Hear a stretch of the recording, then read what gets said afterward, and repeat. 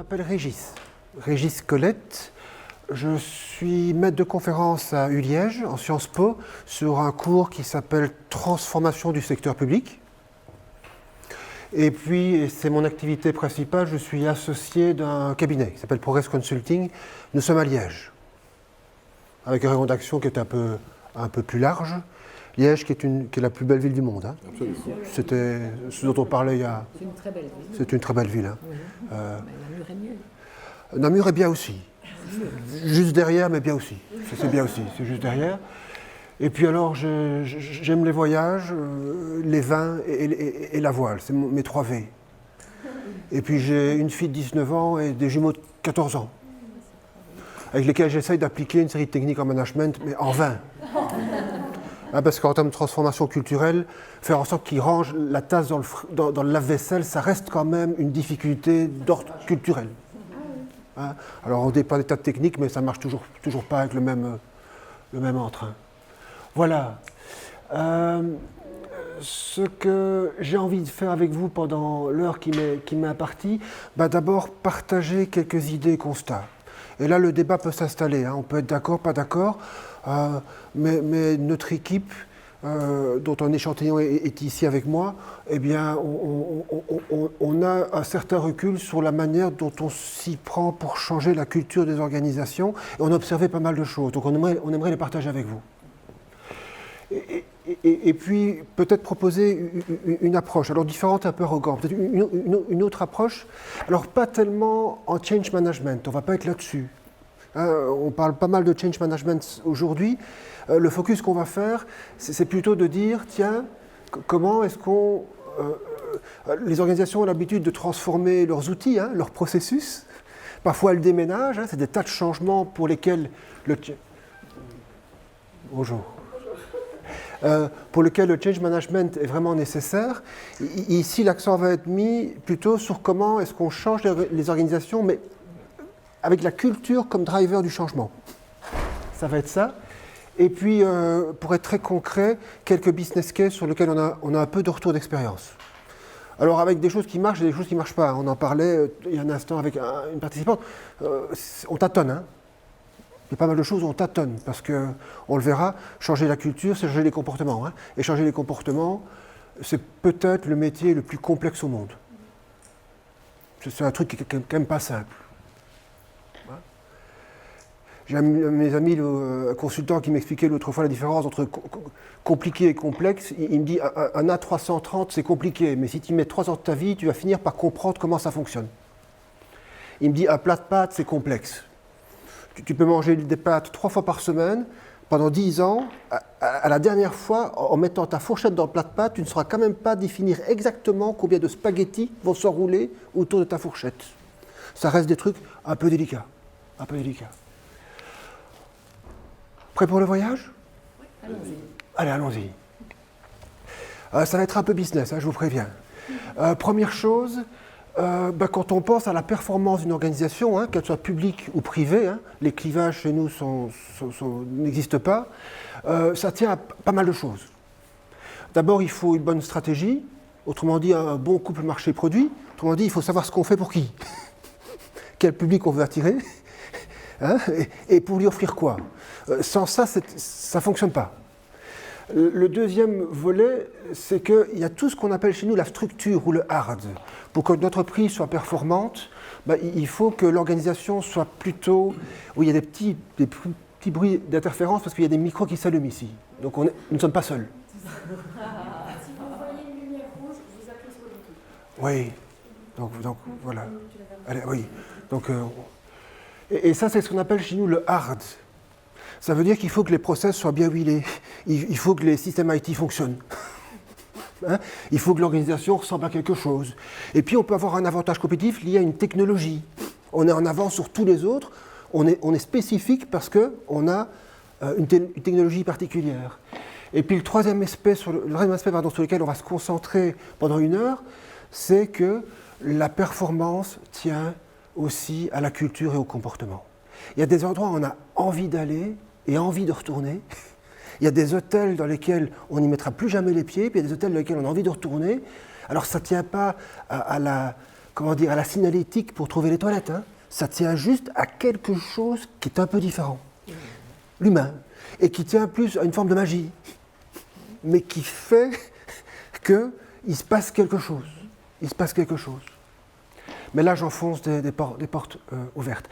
Cette dernière dimension est probablement une des plus difficiles à changer. J'en parlais il y a un instant.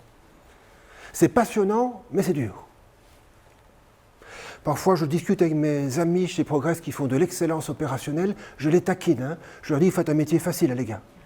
Hein, 1 heure dans une salle de réunion avec une belle méthode, 10 personnes un peu intelligentes et un peu motivées, un bon animateur, on sort avec un bon process bien optimisé.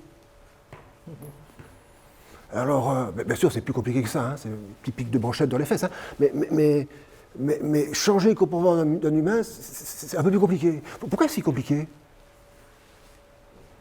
La peur. Oh, il y a des peurs, hein, il y a des sentiments. Vous voulez dire? Non, parce que c'est le fruit d'une expérience assez longue, quoi, d'une construction.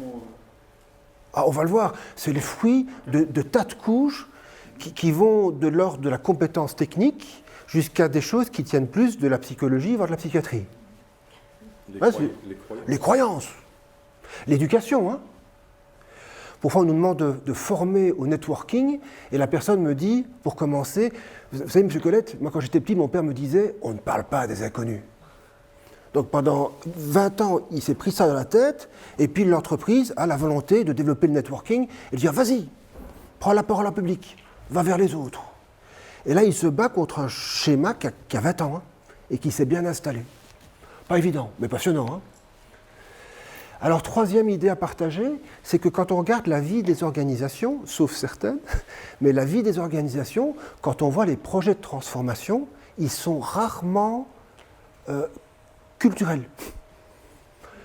Nous, dans 9 cas sur 10, quand on nous demande des accompagnements au changement, c'est un déménagement. C'est un changement de RP. C'est une revue des processus. Mais j'ai rarement un comité de direction qui me dit, Monsieur Colette, stratégiquement, on va faire un gros projet de changement culturel. On va embarquer tout le monde, parce qu'on a pris conscience que la culture était un des leviers principaux pour générer plus de performance. J'entends rarement ça. Dans le pire des cas, on fait un projet de transformation sans change, on déménage et puis on ne fait rien d'autre. Cas de plus en plus fréquent, et on s'en réjouit, on a notre projet de transformation, et puis on ajoute une couche de change management, analyse d'impact, plan de communication, et c'est déjà pas mal. Mais grosso modo, c'est quand même pousser un truc vers le bas. Par contre, changement culturel, c'est pas une discipline, c'est pas une matière qu'on traite. Alors il y a plein de raisons, hein. Parfois c'est flou, parfois on ne voit pas l'intérêt, parfois on ne sait pas le mesurer. Il y a plein de raisons qui font que ce n'est pas à l'agenda. Ce n'est pas à l'agenda des équipes de direction. Et quand c'est géré, alors là, excusez-moi si je frotte un peu, mais honnêtement, nous on observe que comment est-ce qu'on gère les projets de transformation culturelle quand ils sont gérés. D'abord, ce n'est pas géré au comité de direction, c'est géré à la DRH, mais c'est déjà très bien. Et on fait des formations. Et puis, si possible, un peu de coaching. Et puis, sans un peu de budget, on fait une grande campagne sur les nouvelles valeurs de l'organisation. Alors moi, j'en ai vu mais des centaines de grandes affiches où il y a un designer qui a fait un petit dessin pour inviter les collaborateurs. Alors, en général, c'est quand même les mêmes. Hein, respect, collaboration, hein, excellence opérationnelle. Et quand on voit ça, on se dit, ouh là là, c'est quand même un peu... faut le faire, quoi. Rassembler tout ça en un humain, il faut quand même le faire. Et puis nous, en formation, on a les humains qui ont des regards critiques là-dessus, qui disent, ça les fait, allez, je vais le dire un peu platement, ça les fait mourir de rire. Parce qu'il dit, d'abord je coopère, et puis il faut d'abord que la coopération elle commence en haut, hein, avant de nous envoyer des posters pour coopérer. Hein, donc parfois on décline ça en charte de comportement. Moi j'ai vu dans les salles de réunion des chartes de comportement, mais ça pullule. Et puis à un moment donné, on me demandait sa vie. Et alors on me dit, oui, Régis, c'était fait il y a 3 ans avec un consultant. Là. C'est chouette, hein, le consultant, gentil. Hein, gentil garçon. À l'écoute, bienveillant, tout ça, t'es bien. Oui, t'es bien. Sauf que ça vit pas. Ça vit pas. En fait, ça vit, mais ça prend beaucoup de temps pour percoler.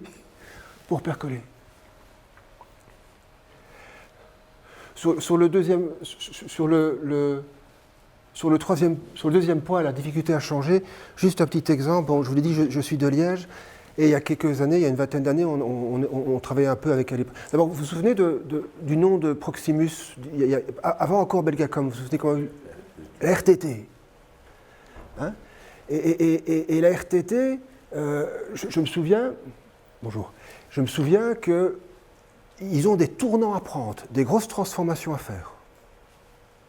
Et stratégiquement, honnêtement, c'est plutôt bien géré. À quoi est-ce qu'on voit ça?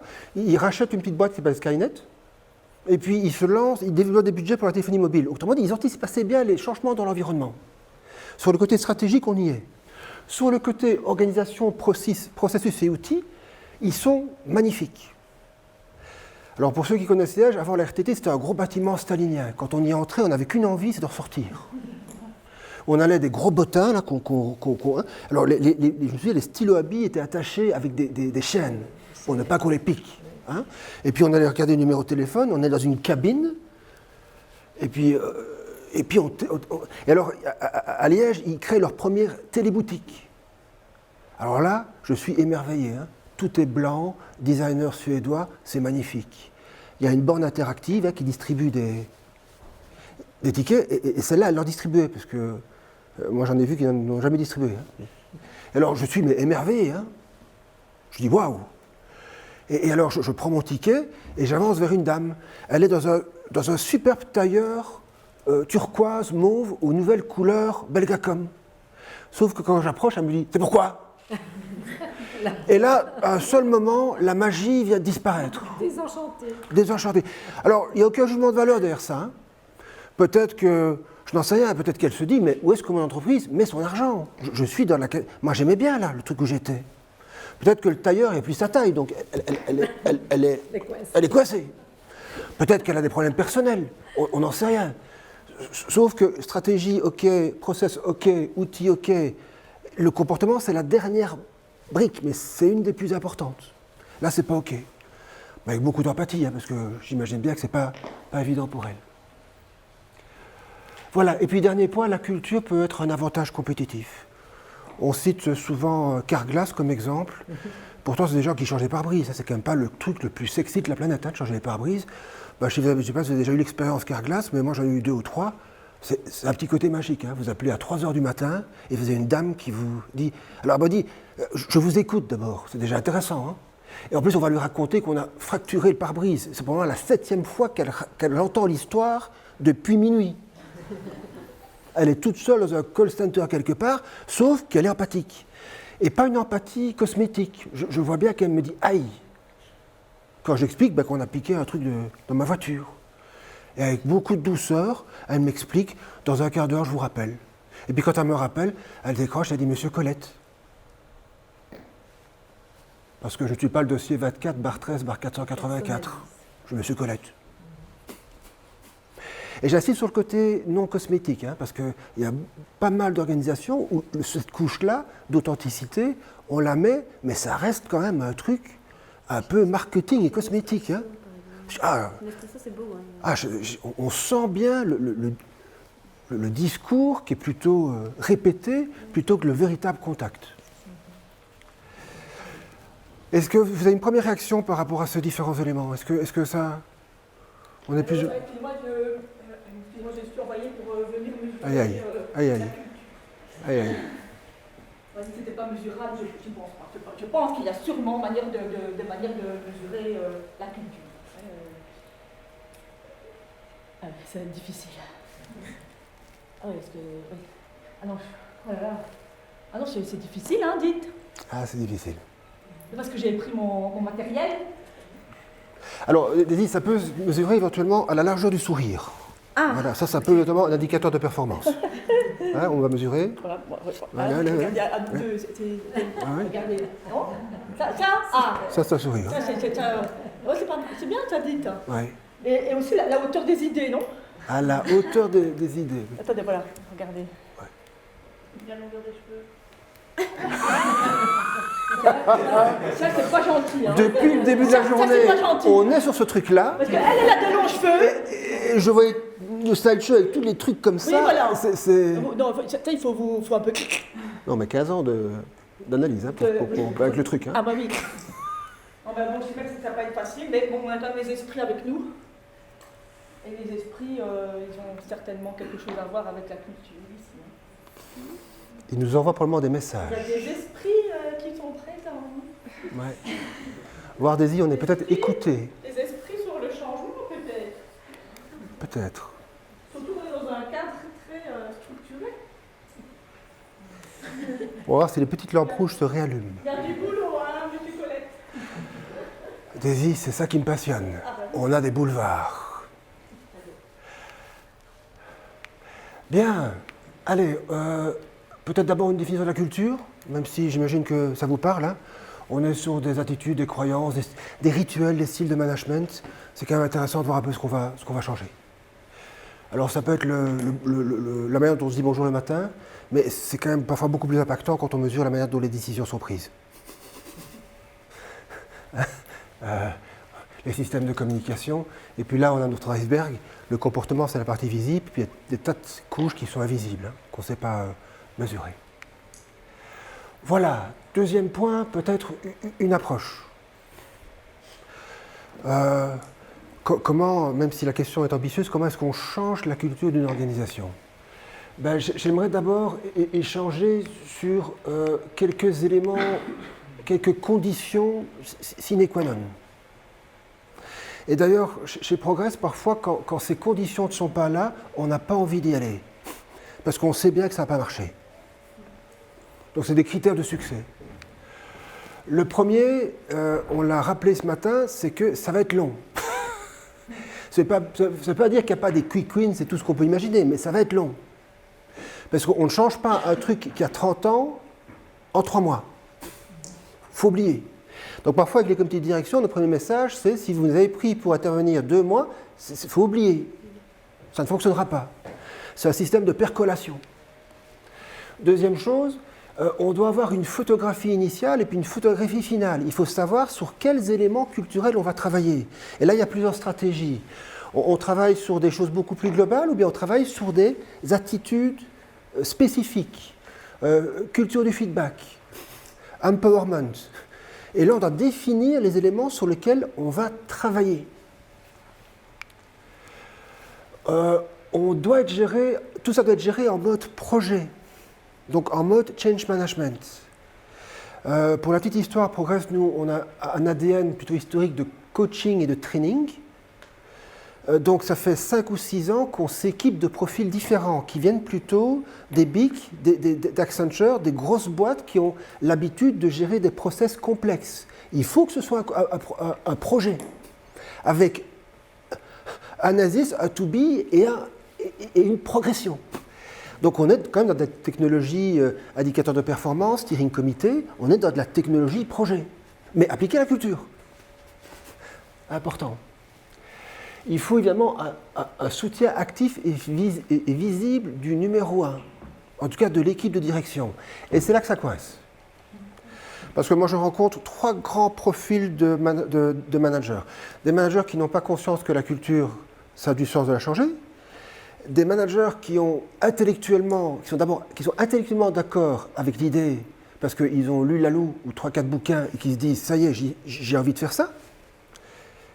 Mais moi j'ai déjà un P-warning qui s'allume, parce qu'ils ne se rendent pas compte de l'implication que ça représente pour eux en tant que direction.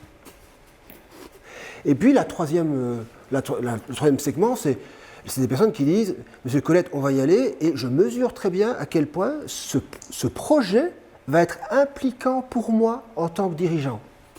Donc je suis prêt à être en mode coaching, je suis prêt à réexplorer mes propres modes de fonctionnement en tant que manager. Et là, nous, les voyants commencent à être ouverts. Dans le deuxième cas, il va falloir un peu travailler. Dans le premier cas, en général, on ne fera pas. Le matching ne va pas se faire. Des indicateurs mesurables. Il faut pouvoir mesurer la culture.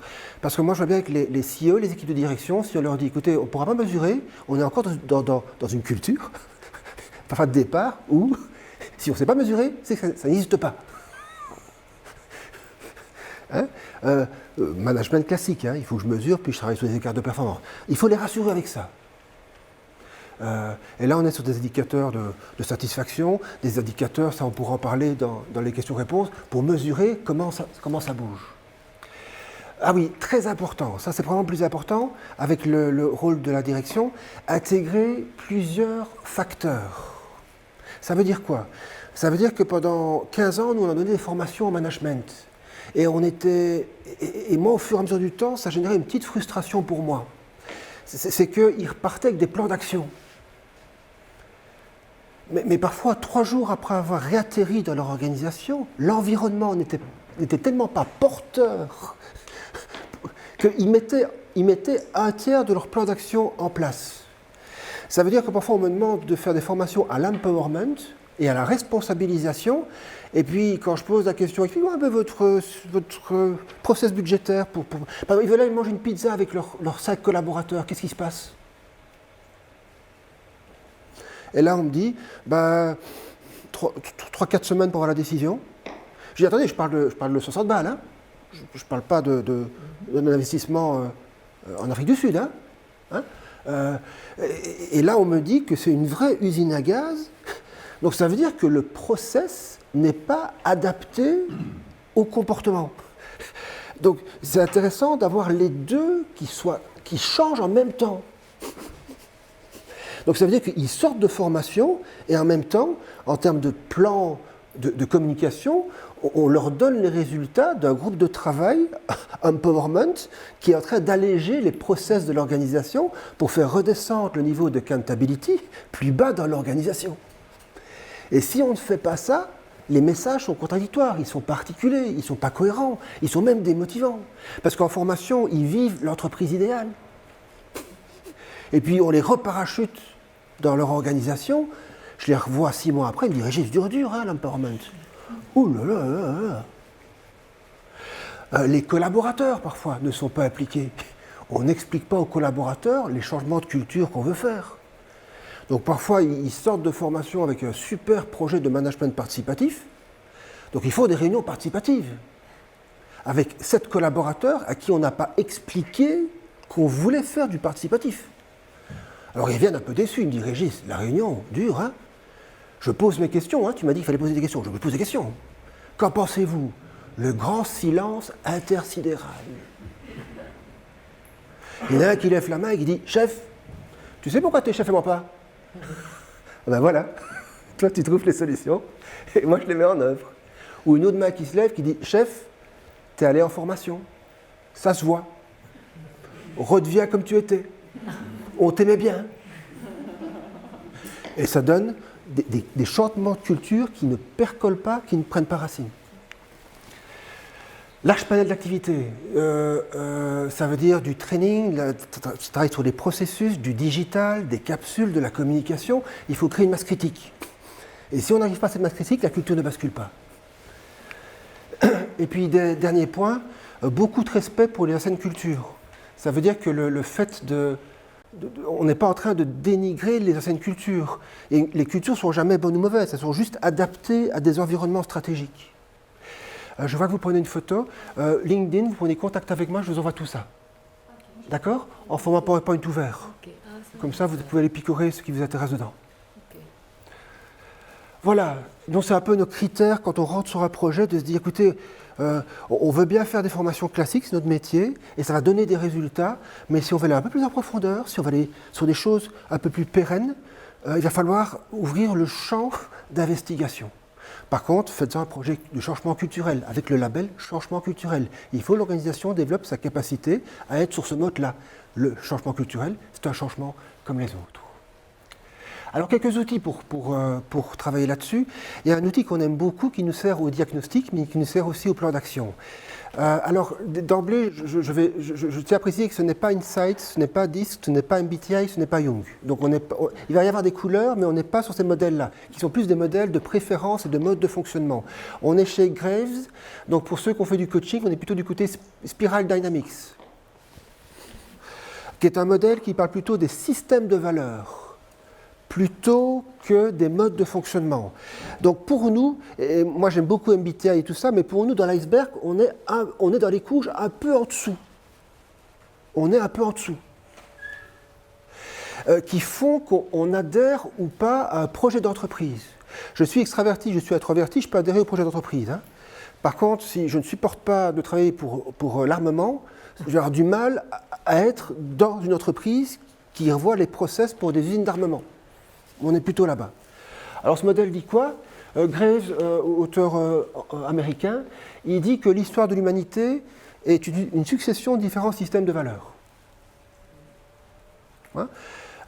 Évidemment, on va l'appliquer au monde des organisations. Premier système de valeurs, enfin, il ne dit pas tout à fait système de valeurs, mais il dit survie.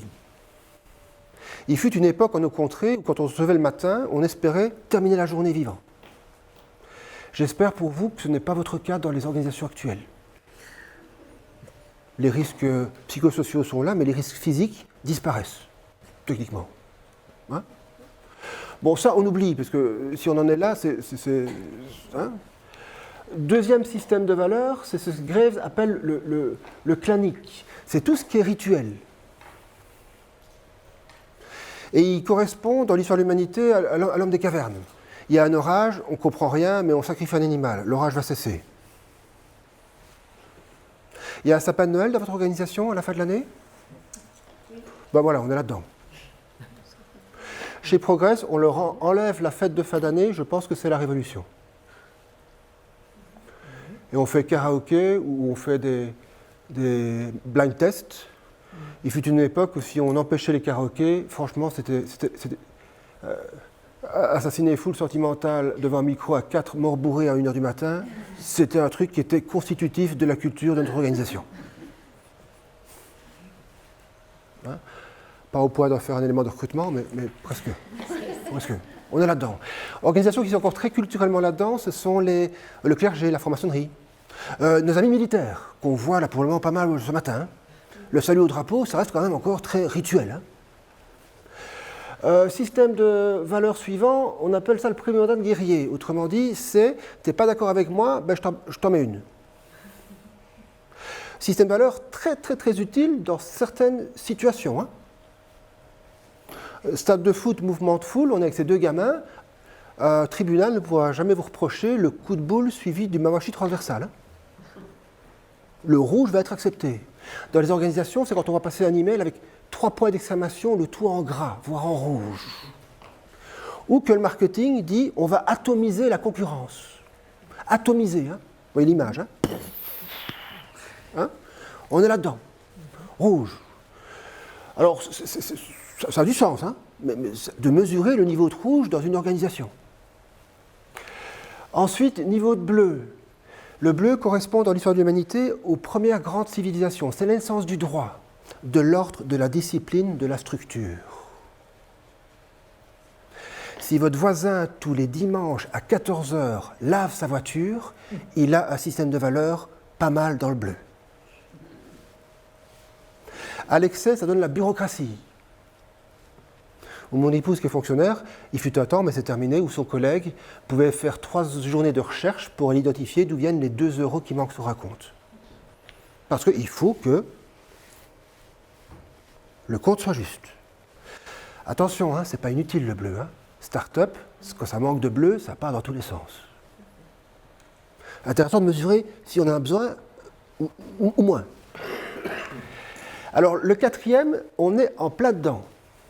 Ça s'appelle le système de valeurs orangé, la croissance, les opportunités, plus 13%, entretien d'évaluation, parce que je le vaux bien. Et là, quand je croise quelqu'un qui me dit, tu sais Régis, l'année est bonne, hein, je suis passé de la série 5 à la série 7 chez BMW, je sens l'orangé.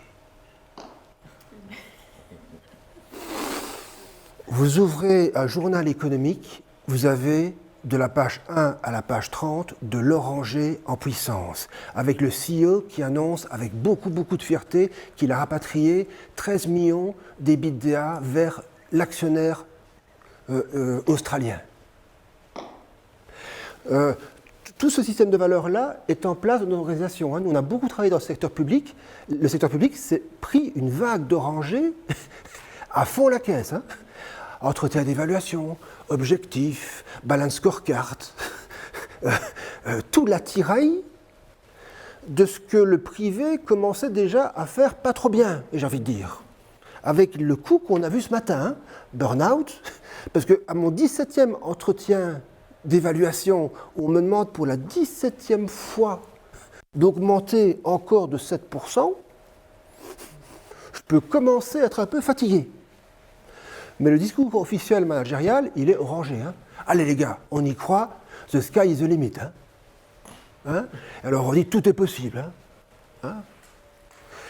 C'est un système de valeurs qui est encore très présent, mais qui commence à montrer ses failles et ses faiblesses. Stiglitz, prix Nobel d'économie, il explique, il est américain, je précise, il n'est pas cubain, il explique que jusqu'en 1985, l'ascenseur social fonctionne aux États-Unis.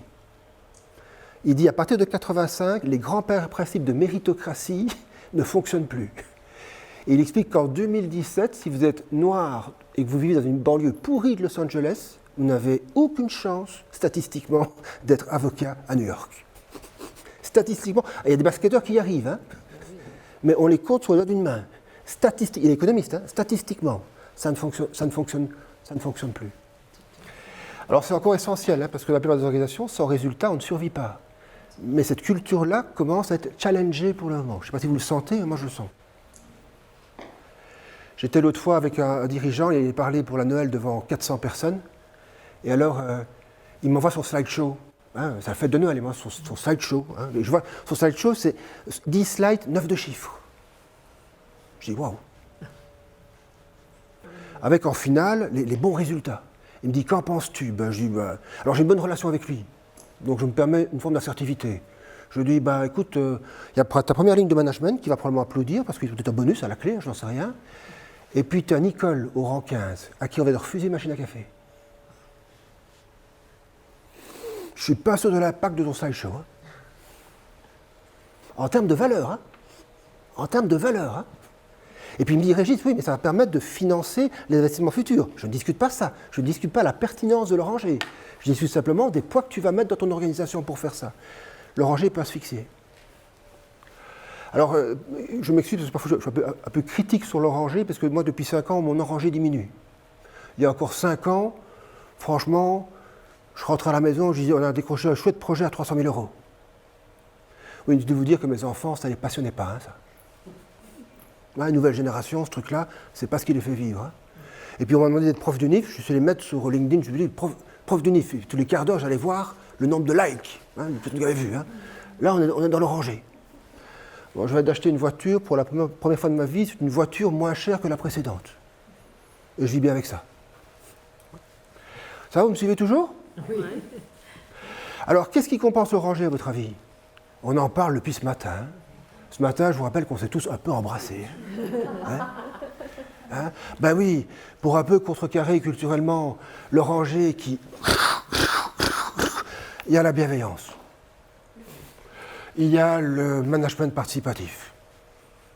Ça vient contrecarrer ça. Alors on pense que c'est vieux comme le monde. Ce n'est pas vieux comme le monde. Pour un paysan du Moyen-Âge, il préfère perdre son cadet que perdre son cheval. Les mariages d'amour, ça a 50 ans. Et alors on vit dans un monde où notre prince Philippe n'a pas nécessairement tout à fait le choix, je pense. On a quand même orienté ses choix. Oui. Autrement dit, quand même un peu de rituel. C'est le vert. Il y a 15 ans, moi, je n'avais jamais la question en formation management du style « est-ce qu'il faut aimer ses collaborateurs pour être un bon manager ?» Aujourd'hui, je l'ai à tous les coups. Et ma réponse est évidemment, écoutez, si vous les détestez, ça va peut-être se passer un peu plus mal. D'ailleurs, on est dans des logiques de plus en plus où si on n'aime pas les autres, ça va être difficile de générer du résultat. Ensuite, on a le jaune, hyper moderne, liberté, agilité, connaissance. Et c'est un système de valeurs qui est en réponse au développement de la complexité du monde. Les cultures là-bas, elles sont très équipées pour régler des problèmes simples d'ordre une cause, un effet. Sauf que Brexit, Trump, Macron, ben fatalement, on est dans un monde de plus en plus difficile. Donc il faut créer des cultures qui soient capables de gérer cette complexité. Et on peut travailler sur la capacité d'une organisation culturellement à gérer cette complexité. À gérer cette complexité. On est dans le jaune, couleur jaune. Les systèmes de valeurs qui apparaissent sont minoritaires. Hein. On est ici à la fabrique du changement pour la journée. Je pense qu'on est tous, probablement, en tout cas en partie, d'un système de valeurs plutôt à droite, mais le monde n'est pas fait comme ça.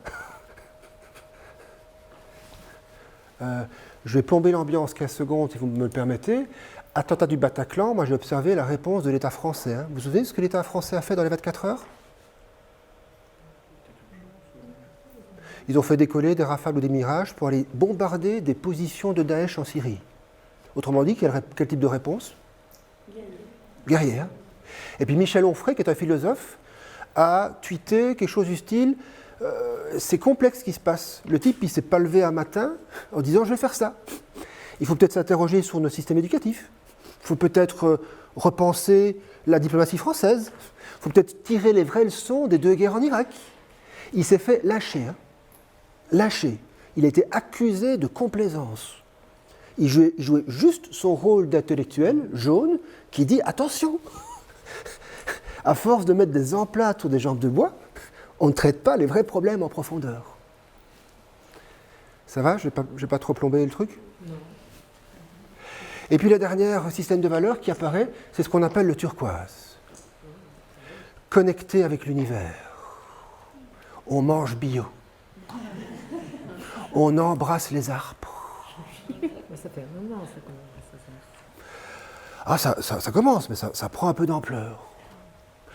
On se dit, tiens, pour venir travailler, c'est intéressant que ça ait un peu de sens pour moi quand même. Comment ça va? Comme un lundi? Ben non. Hein? Ça a du sens. On n'est pas tout seul dans l'univers. Alors moi j'ai un collègue qui est en plein là-dedans, je l'adore. Je taire son prénom, mais je l'adore. Il intervient 20 journées pour nous par an environ. Hein. Alors, d'abord quand il vient à nos réunions, il vient en train. Parce qu'il n'a pas de voiture. Alors il vient toujours avec un vieux pull comme ça, un peu troué, mais il s'en fout. Il s'en fout. Il est à fond là-dedans. Hein. Alors parfois je lui dis, j'ai un projet pour toi. Il me dit, je t'écoute. Alors il m'écoute attentivement, et puis avec une super bienveillance, il me dit, Régis, je suis vraiment très flatté de ce que tu me proposes, mais ce projet-là n'est pas pour moi. Alors il le dit à sa manière, ça ne correspond pas à ma mission de vie. Et alors, il nage dans un monde, mais alors parfois, attention, parfois, pour le commun des mortels, il a fumé la moquette. Hein. Hein? Parce que vous êtes en voiture avec lui, quand vous l'emmenez, il est capable de vous dire « Stop, regarde un peu le soleil qui se lève et les rayons qui transpercent la vitre. On vit dans un monde magnifique. Hein. » Il a quasi les larmes aux yeux. Alors lui, chez nous, on ne le mettra pas avec un directeur commercial d'une grande banque privée à Luxembourg, qui, quand on le rencontre, a sur sa chemise des initiales, cette initiale, parce que sa chemise est faite sur mesure, parce que sa durée de vie sur le projet est de 17 secondes et 3 centièmes. Hein, on est sur la culture, hein. Parce que le directeur commercial va me dire, Régis, ce Gus-là, tu me le reprends, je ne veux plus le voir. Par contre, service d'oncologie d'un grand hôpital, ça va être magique. Hein, parce qu'il va être dans une culture où ça va se déployer. Où il va se déployer.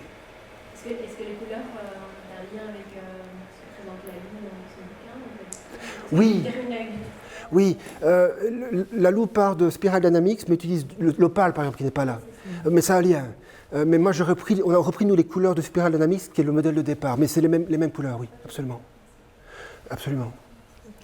Alors, très important, c'est un outil de diagnostic. Donc, attention à ne pas être dans le jugement de valeur. Parce qu'on a nos propres valeurs.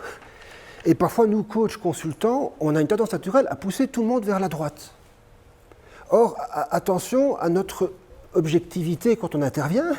Il y a des cultures d'abord qui ne sont pas prêtes et pour lesquelles il ne faut pas les pousser vers la droite. Hein. Je prends un exemple concret, on est intervenu pour une culture, ils venaient de se faire racheter par des Néo-Zélandais, ils étaient super gentils, il y avait trop de verre, ils se sont fait manger tout cru. Ils se sont fait phagocyter. Or, c'était plutôt au départ un truc 50-50. Et moi, je leur disais, battez-vous, taclez, envoyez des emails incendiaires, foutez le feu à Londres, mettez des barricades, sortez les mortiers. Et ils ont eu du mal à développer du rouge qui était important à ce moment-là. Attention aussi, on en parlait avec vous sur l'holacratie. L'holacratie qui est vraiment une tentative d'aller vers la droite. Parfois, ce n'est pas l'abandon du bleu. Hein. D'ailleurs, le modèle dit qu'aller vers la droite sans avoir consolidé les couleurs de gauche, c'est des entreprises libérées échouées. Parce que parfois, allez, je vais le dire un peu platement, mais on intervient, on dit Régis, on aimerait créer une culture de la coopération et de la transversalité, et parfois ma réponse, après analyse, écoute, je vais être franc avec vous, il faudrait d'abord faire un peu le ménage. Hein. Votre équipe actuelle n'a pas la configuration pour commencer, donc il va falloir un peu de courage pour régler 2-3 choses. Moi, les 4 entreprises libérées échouées que je connais, ces entreprises, on est allé beaucoup trop vite vers la droite et sans parfois mettre un peu d'ordre dans les couleurs de gauche, culturellement. Donc, un premier outil qui explique, ben voilà, mon actualité, un projet hier, qu'est-ce qu'ils m'ont dit ? Ils m'ont dit, il y a beaucoup trop de bleu sur tout ce qui est procédure administrative managériale, il n'y a pas assez de bleu sur tout ce qui est gestion de projet. Il y a de temps en temps un tout petit peu de rouge, mais c'est 2 managers sur l'ensemble qui ont des paroles blessantes. Donc le rouge n'est pas à travailler globalement, mais plutôt à coaching individuel. Par contre, le vert, on s'aime bien, on s'embrasse pour se dire bonjour, ça va bien. Par contre, le jaune, hein. Le jaune, il faut absolument que le projet de transformation culturelle développe le jaune. C'est vers ça qu'il faut aller. Et là, on a un cadre de référence pour échanger avec le management et pour mettre un peu tout le monde d'accord sur le cadre de la transformation. Voilà. Ah, Daisy. Brigitte. Vous ne disiez rien. Ouais, je ne sais plus quoi faire. Bon. Ah. Est-ce que je fais du jaune, hein, pour laisser un peu les choses... bon, hein. Est-ce que je suis un petit peu guerrière, hein, oui. Pour certaines choses? Parfois, il faut, non? Bon, et quand même... Bon, allez, ça c'est quand même... Allez, c'est quand même... bon, c'est loin, mais... Ça, c'est quand même... c'est pas mal, quand même, non, en plus. Ah oui. Oh, c'est pas simple, hein. C'est pas simple. Ah non, mais puis bon, bon, moi je pensais, j'étais là avec mon pull à trompe, je sais pas aujourd'hui. Aujourd'hui c'est fait, hein. Donc, non, mais donc du coup, mais j'étais bien. Mais non. Parfois il faut aller donner un petit coup. Allez, un petit, hein. Un tout petit, quoi. Un petit, hein, pas. Un petit, hein, voilà. Non, mais c'est vrai. Et parfois, bon, avec le jaune. Hein, c'est vrai, hein, on dit comme ça, hop, maintenant. C'est pas bougé. Je vous avoue que la transformation culturelle, ça demande quand même... Un bel arc-en-ciel, hein. Ah bah oui. Je sais. Non, voilà, bon. Tout ça, c'est mon expérience. Ah, voilà, bon. Non, mais bon, franchement, moi, je sais pas comment vous faites. Je sais pas, d'abord, il faut espérer déjà où on est, hein, et qui est où. Hein, et où on va. Et où on va. Et où on va. On va ensemble ou on va tout seul. Mais si possible, ensemble. Voilà, merci vraiment pour vos points de repère, Régis. Vous me laissez Un petit instant. Oui, comme ça pourrait éventuellement, pour les questions-réponses, ça pourrait... Hein, ça va, tout le monde, vous savez. Hein. Je savais que vous saviez. Bon, les esprits sont toujours là. Hein, mais... Oui, dans la culture rouge, en coaching, on rêve encore de la machine des soudoués. Je ne sais pas si vous la voyez, là, la machine qui est bang, bang, bang, là, et puis bang, bang, bang. Ça, c'est coaching à la manière rouge. Mais certains managers en rêvent encore hein, de ce truc-là. Allez, je redeviens sérieux pour juste revenir vraiment maintenant sur le processus de transformation. Grosso modo, ça commence toujours par une photographie culturelle. Ah oui, parce que c'est intéressant de confronter ça avec le management et de dire mais attendez, pourquoi est-ce que vous voulez changer de la culture? Qu'est-ce que vous voulez changer? Mais surtout, pourquoi vous voulez la changer? Parce que s'il n'y a pas de raison stratégique de la changer, si c'est une projection personnelle, ça va pas être intéressant à mettre en œuvre. Et puis derrière, cette photographie culturelle, il y a une culture globale, culture managériale, on peut être sur des choses vraiment... Je passe assez vite parce que c'est vraiment du processus et vous aurez les slides. Deuxième partie, c'est de l'intelligence projet. C'est la partie la plus importante. On se met en management participatif pour identifier toutes les actions qu'on va mener qui vont avoir un impact sur la culture. Alors je prends un exemple idiot, hein, mais il est symptomatique pour moi.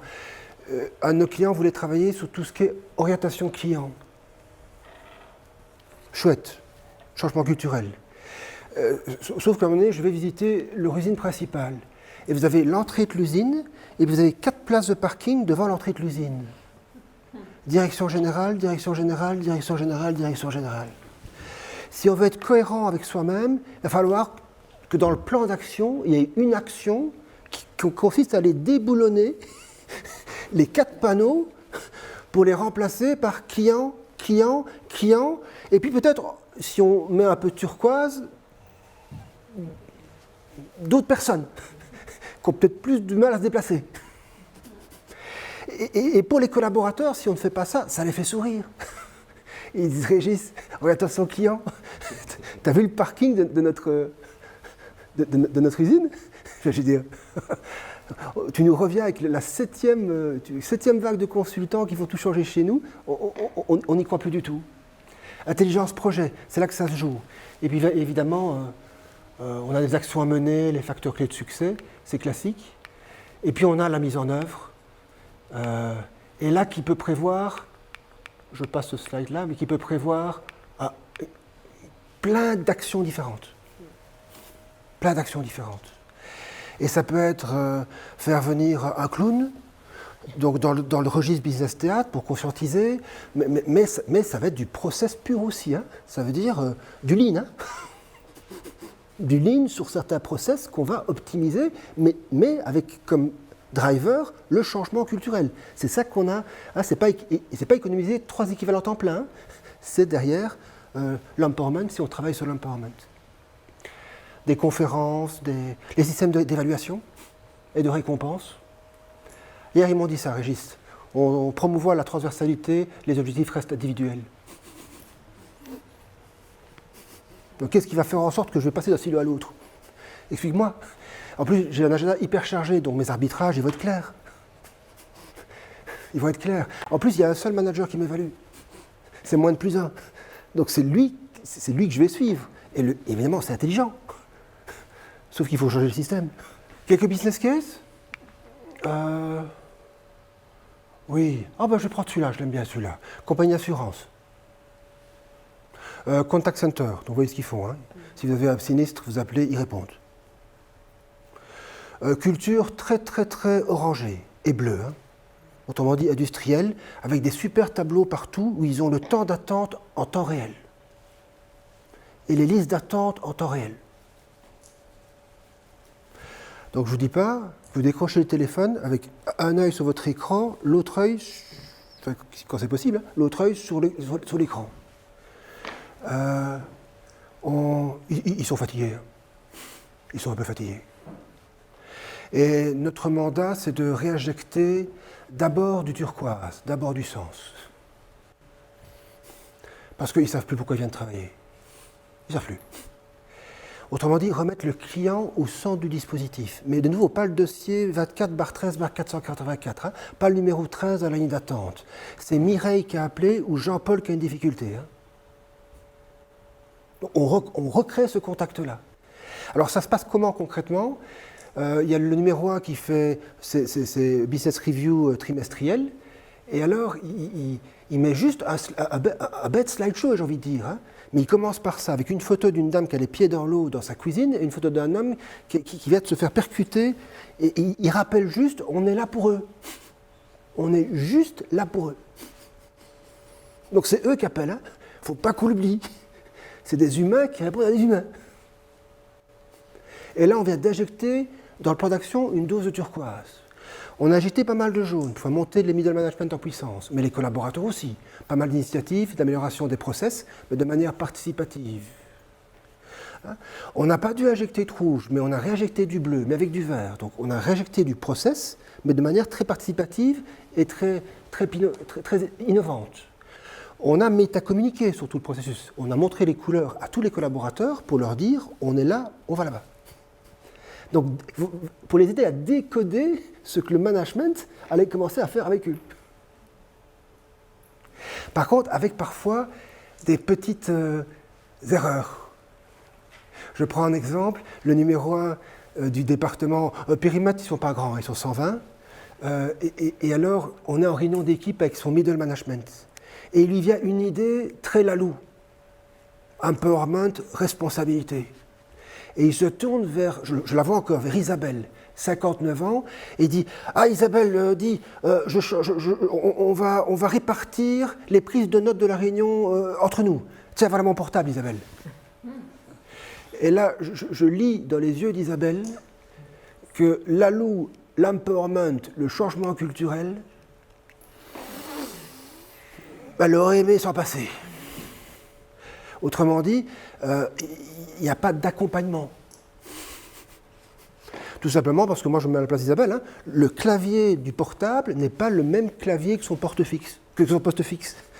Donc on est en train de la piéger, on est en train de la désarçonner, de la déstabiliser. L'intention est magnifique, mais le résultat est une catastrophe.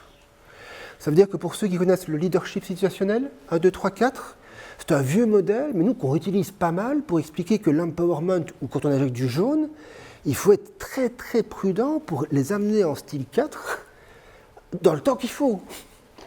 Et de nouveau, je reviens aux entreprises libérées où ça a été trop vite. On est allé trop vite en style 4. On a dit, OK, now it's up to you. Vas-y. Jusqu'à maintenant, tu étais responsable jusqu'à 5 000 € dans les dossiers. Maintenant, tu es responsable jusqu'à 50 000. Donc le collaborateur, il rentre chez lui, et qu'est-ce qu'il dit à son conjoint, à son compagnon, à sa compagne ? Oh, tu sais, avant, je faisais une erreur, ça coûtait maximum 5 000, maintenant, je fais une erreur, ça coûte 50 000. Hein. Et alors, il prend 2 trucs pour s'endormir la nuit. Hein. Parce qu'il se dit, mon niveau de risque, on vient d'élever mon niveau de risque dans l'organisation. Et ça, c'est difficile pour moi de l'accepter. Accompagnement. Oui, un exemple quand même intéressant, parce que les couleurs de droite, la culture, c'est pas seulement la bienveillance, hein, c'est aussi le costing. Hein. Le contexte, grosse entreprise télécom, ils ont dû malheureusement se séparer de leur vache à lait. Donc j'ai envie de dire que jusque-là, on ne comptait pas. Tu veux un portable ? Pas de souci. Tu veux un trou de notre écran ? Pas de souci. Gobelet en plastique à la Fontenay-Nahou. Hein. Et là, ils viennent de perdre leur vache à lait. Donc là, on a un projet de changement culturel, mais sous sensibilisation au coût. Hein. On est sur un élément culturel. Hein. Même si derrière, l'objectif, c'est de créer de la rentabilité. Hein. Mais stratégiquement, ils ont besoin de ça dans le contexte. Big Four, ça, je ne vais pas trop en parler. Oui, culture du feedback, Gazelle.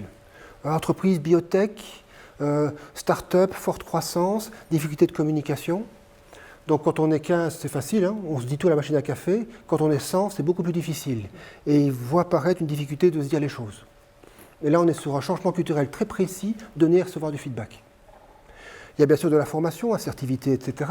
Il y a du coaching individuel, mais surtout, on commence à intégrer le 180 dans les évaluations. On travaille sur l'onboarding, on travaille sur le recrutement pour qu'ils recrutent des personnes particulièrement assertives. Donc on a un champ d'action qui optimise les chances, comment donner, la culture du feedback s'installe.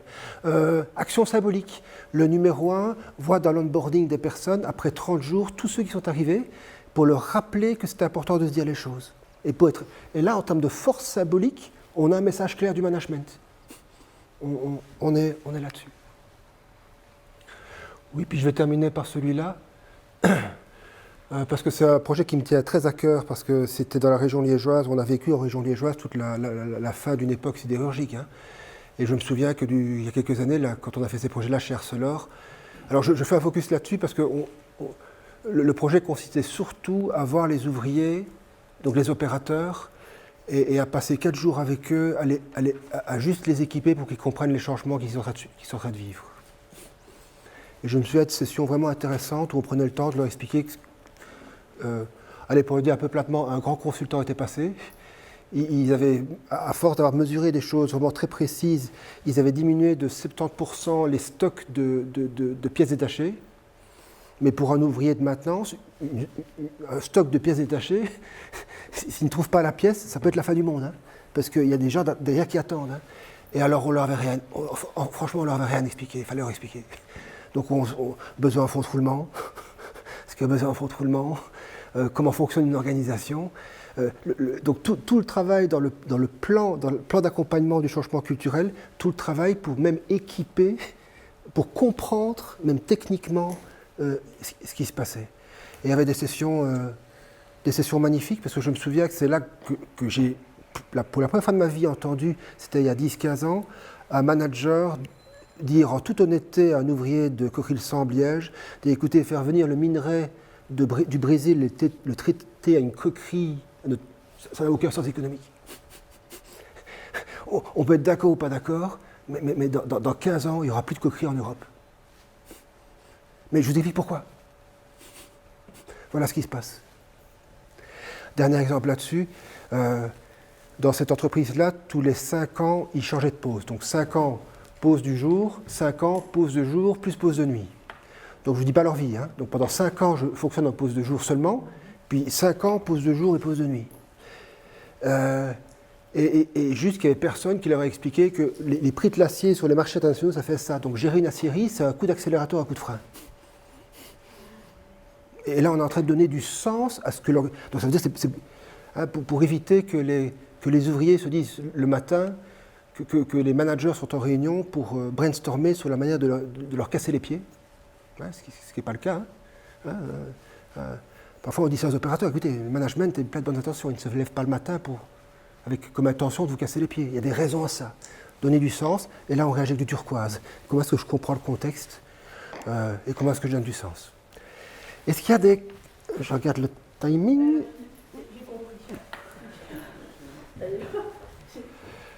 Je vais la laisser faire, hein, parce qu'elle commence à me dire armée, donc... Voilà, donc je vous présente mon accompagnateur, parce qu'il faut se faire accompagner dans le changement. Et voilà, c'est l'homme invisible, parce que évidemment, je ne vais pas trop le montrer dans mon entreprise, hein, parce que sinon on va trop le savoir. Et donc, il est très discret. Hein, il m'accompagne dans les réunions, il m'accompagne dans différents lieux, hein, même à la machine à café, parfois, pour discuter avec mes collègues parce que je ne sais pas bien discuter avec eux. Et donc, depuis j'ai mon accompagnement, là, je comprends enfin comment ça se passe. Parce qu'avant, je faisais des choses vraiment un peu n'importe quoi. J'avoue, moi, j'allais à la grosse louche, hein, voilà, j'ai les pieds dans le plat, tout ce que vous voulez. Hein, et là, maintenant, ça y est, le changement se met enfin en place. Hein, parce que culturellement, il faut effectivement se rendre compte qu'il y a plusieurs éléments. Hein, on est dans quelque chose d'assez complexe. Hein, c'est pas simple. Et voilà, je suis très contente, je vous conseille donc vivement d'être également accompagné pour transformer votre changement. C'est un homme. Un jeune. Un jeune. Oui, quand même. Voilà. Donc n'oubliez pas ça, hein. N'oubliez pas, accompagnez-vous. Hein. Accompagnez-vous. Il m'entraîne. Un grand merci d'avoir consacré 1h15 de votre vie à tout ça.